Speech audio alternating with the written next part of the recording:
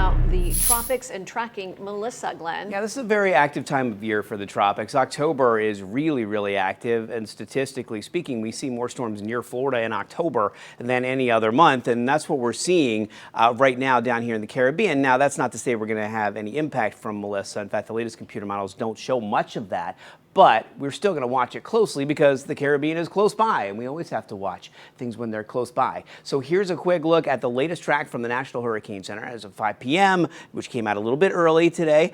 We got winds at 50 miles per hour. That's not a big change. The speed is about the same, moving west at about 15 miles per hour. It was 14 miles per hour. We do expect it to slow down a great deal as we get into tomorrow and into Thursday. And then you can see this big area here. This is the cone. Normally, we're used to seeing a cone that sort of stretches out, but because the storm is going to get stalled in this area, they have to highlight this entire area, and it could be anywhere in this area over the next 5, 6, 7 days. Let me show you what is steering Melissa here.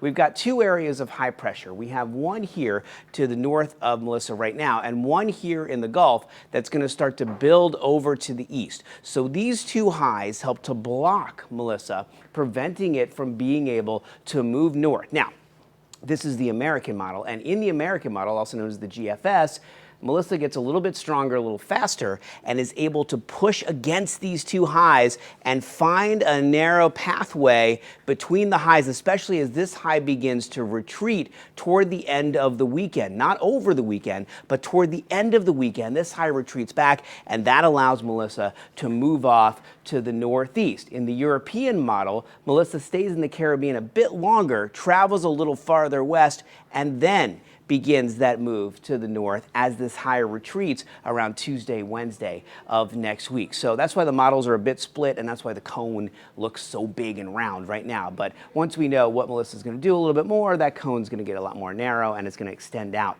a little more geographically.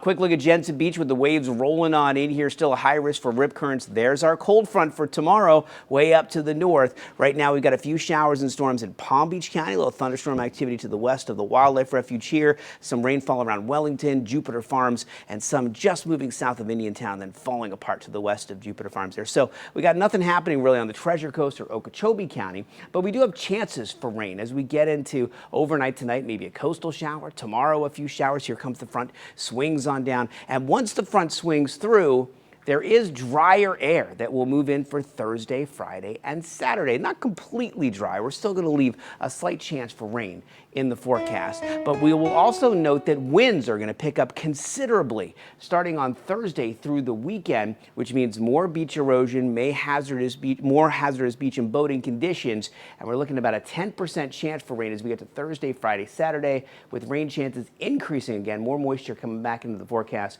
for Sunday, Monday, and Tuesday of next week. That's a look at your weather.